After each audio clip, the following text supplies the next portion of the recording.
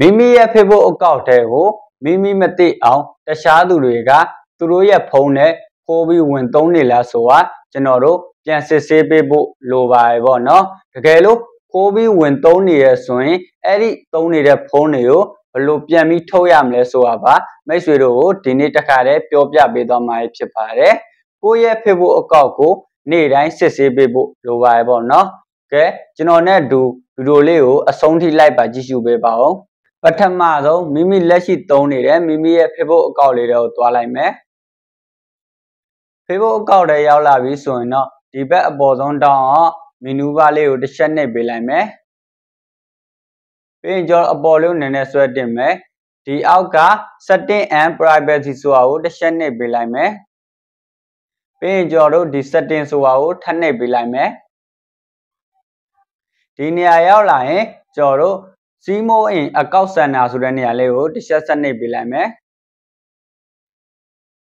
ပြီးရင်အပေါ်လေးကိုနည်းနည်းဆွဲတင်ပေးမယ်ဒီအောက်က password and security ဆိုတဲ့နေရာကိုတစ်ချက်ဆက်နှိပ်ပေးလိုက်မယ်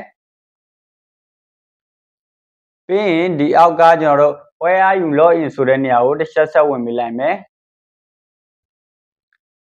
ပြီးရင်ကျွန်တော်တို့ကိုယ့်ရဲ့အကောင့်ကိုနှိပ်ပေးလိုက်မယ်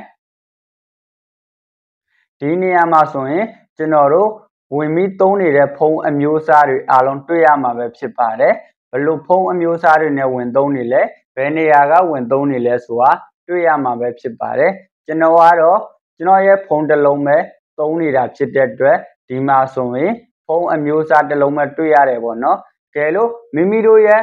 အကောင့်ထဲမှာဒီနေရာမှာဖုန်းအမျိုးအစားတွေအများကြီးတွေ့ရမယ်ဆိုရင်ဒါဆိုရင်မိမိရဲ့အကောင့်ထဲကိုတခြားသူတွေကဝင်သုံးနေတာပဲဖြစ်ပါတယ်ကဲလို့ဝင်သုံးနေတာတွေ့တယ်ဆိုရင်ကျွန်တော်တို့ဘယ်လိုပြန်ထုတ်ရမလဲဆိုရင်ဒီအောက်ကအနီစာတန်းလေးပေါ့နော် select device to log out ဆိုတဲ့နေရာလေးကိုတစ်ချက်နှိပ်ပေးလိုက်မယ်ပြီးရင်ကျွန်တော်တို့ဒီနေရာမှာဆိုရင်ကိုယ့်ရဲ့ဖုန်းအမျိုးအစားမဟုတ်တဲ့ဖုန်းတွေကိုကျွန်တော်တို့ဒီလိုလေးအမှန်ရှင်းလိုက်ပေးလိုက်မယ်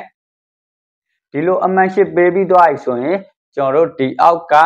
စာတန်းလေးပေါ့နော် log out ဆိုတဲ့နေရာကိုတစ်ချက်နှိပ်ပေးလိုက်မယ်ဒါဆိုရင်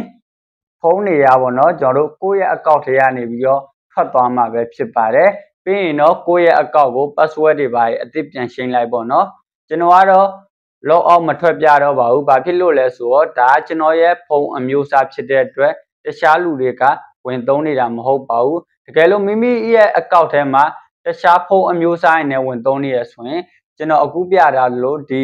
လိုအကွက်လေးတွေမှာကျွန်တော်တို့အမှန်ချလေးလိုက်ထည့်ပြီးဒီအောက်က log out ဆိုတာကိုနှိပ်ပေးလိုက်ရင်ရသွားပြီပေါ့နော်ကျွန်တော်တို့ကိုယ့်ရဲ့အကောင့်ကိုဒီလိုမျိုးနေ့တိုင်းစစ်ဆေးပေးပြီးကြည့်နေပေးဖို့လိုပါတယ်ပေါ့နော်ဒါဆိုရင်ကျွန်တော်ရဲ့ဗီဒီယိုလေးကမိတ်ဆွေတို့အတွက်အကျိုးရှိပြီးအသုံးတဲ့မယ်လို့ယုံကြည်ပါတယ်အားလုံးကိုကျေးဇူးတင်ပါတယ်ခင်ဗျာ